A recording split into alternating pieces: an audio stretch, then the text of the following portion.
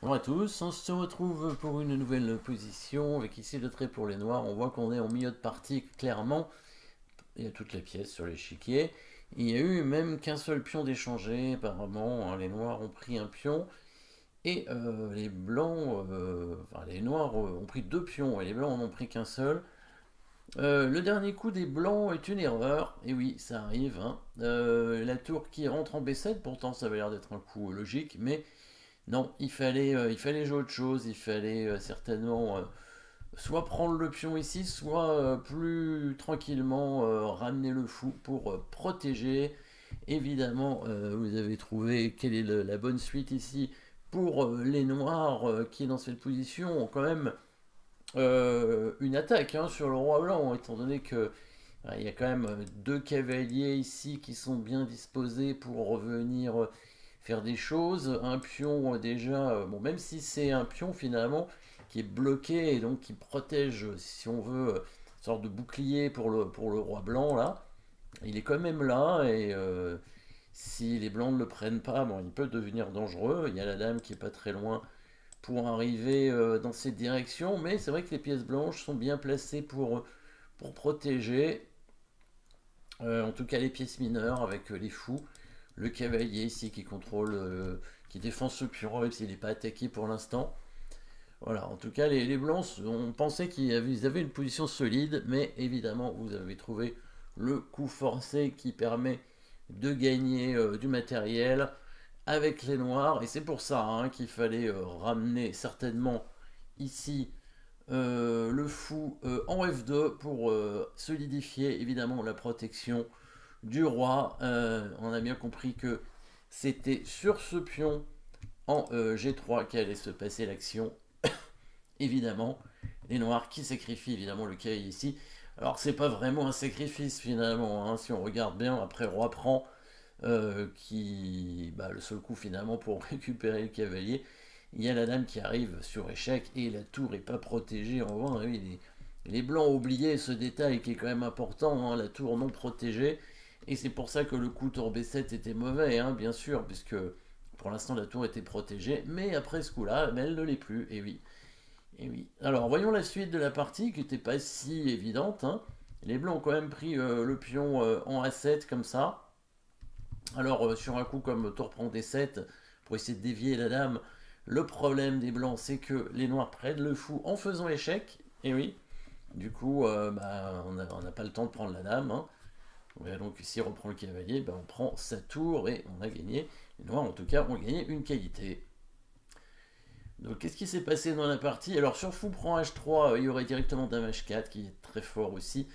Parce que sur tour prend D7, il y a le deuxième cavalier qui arrive pour menacer le fou. Et après la prise, on reprend avec la dame, jouant sur l'attaque à la découverte, sur le cavalier non protégé. Et quand celui-ci est pris, et évidemment, il y a toujours la tour qui n'est pas protégée derrière. Donc ça fait beaucoup de menaces, même si les noirs ont donné une pièce, ils vont la récupérer assez facilement et même en gagner un peu plus après derrière. Donc là, la partie, il a pris en A7. Les noirs auraient pu reprendre, hein, la tour en A7, c'était très bien. Tour B8 pour conserver un maximum de pièces. C'est intéressant. Tour B1, après l'échange ici, les blancs ont repris. Le cavalier est venu en F4, c'était pas mal aussi de faire ça. Cavalier prend F1 pour venir avec le cavalier ici, pour attaquer ce pion, hein. Donc pour l'instant, qu'est-ce qui s'est passé finalement? Les noirs ont gagné un pion, hein, tout simplement. Les blancs ont récupéré un pion à 7, les noirs avaient déjà un pion d'avance, ils ont pris un pion, donc ils ont un pion d'avance, du coup. Et le roi blanc se fait attaquer, et maintenant il y a un défenseur qui a disparu, hein. Le pion G3 a été pris par le cavalier, et donc l'attaque continue. Oui, la fameuse case ici en F4 évidemment. Alors le roi pardon, ne peut toujours pas prendre le cavalier normalement.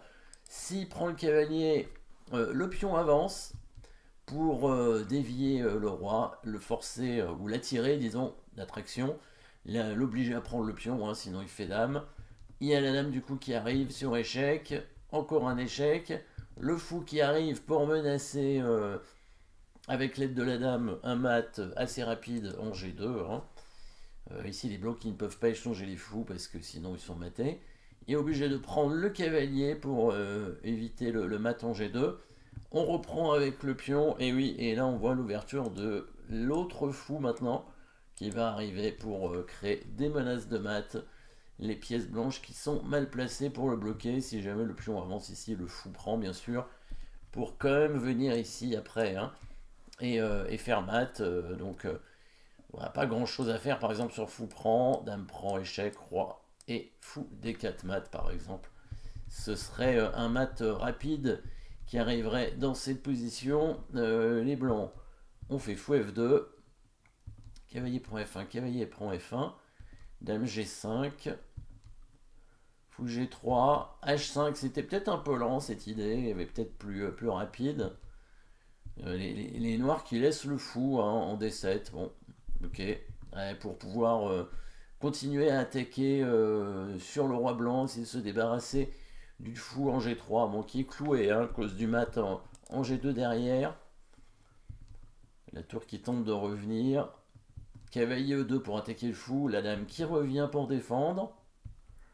Cavalier prend, le cavalier qui arrive en D4 maintenant, belle case pour le cavalier pour attaquer le pion ici. Peut-être que les blancs auraient dû défendre avec leur dame, hein, le pion, faisant dame F2. Il a pris le pion en F3, fou F6,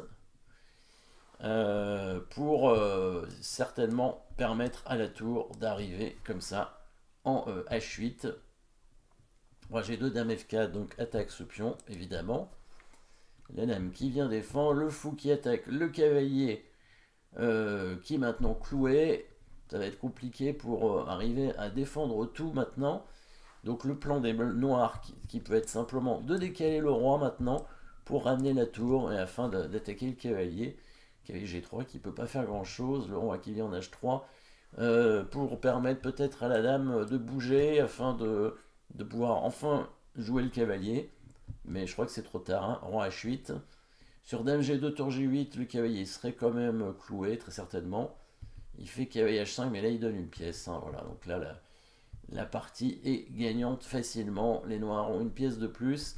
Qu'est-ce qu'il y avait d'autre comme coup? Dame G2 peut-être. Et dame G2 ne devait pas suffire, hein, puisque bon, il y avait certainement le coup tour G8, hein, qui permettait quand même de gagner le cavalier, parce que sur cavalier H5, il suffit de bouger la dame, et la dame en G2 est toujours attaquée, hein, dame H6. La dame en G2 est attaquée par la tour, et du coup le cavalier est perdu, et après il y aurait probablement un mat assez rapidement. Voilà, voyons la fin, cavalier H5, fou pour F2. Donc le fou, les noirs ont un fou de plus maintenant, et toujours une attaque d'ailleurs, avec tour fou et cavalier, hein, c'est suffisant pour créer des bonnes attaques évidemment. Si le roi vient en H2, bien sûr il y a cavalier prend F3 qui va gagner la tour, parce que s'il vient en H1 il est mat, donc il serait obligé de donner sa tour sur le cavalier. Et s'il vient en H4, bon, bah, on peut aller gagner le cavalier en faisant cet échec à la découverte, ce qui donnerait évidemment 2 pièces en plus pour les noirs. Bien sûr, là les blancs ont abandonné. Donc joli coup, cavalier prend G3 ici, hein, les blancs qui ne se sont pas méfiés et qui auraient dû défendre avec le fou, après avec le coup de fou en F2. La position était solide, même si les noirs avaient quand même une attaque intéressante, évidemment, avec leurs pièces, hein. On aurait pu éventuellement décaler le roi pour faire venir une tour ici et attaquer sur ce pion. Le pion G3, peut-être aussi tout simplement un coup de fou qui aurait permis d'empêcher la tour de rentrer, peut-être fou 8. Alors après, évidemment, les blancs peuvent récupérer en H3. Donc il y avait une position encore compliquée. Peut-être que les blancs ont rejeté le coup de fou en F2 à cause peut-être du coup dame G5, hein, qui attaquait le cavalier, mais ça semblait possible quand même de protéger ce cavalier d'une façon ou d'une autre. Il y a la dame par exemple qui est sur la diagonale, hein, qui pouvait éventuellement défendre. Donc un coup de cavalier ici en E2. Voilà, là il y aurait quand même pas mal de pièces pour bien défendre le roi blanc. Et les blancs auraient la possibilité par la suite d'attaquer de leur côté sur l'aile dame. Merci d'avoir suivi cette position. N'oubliez pas de vous abonner et à très bientôt.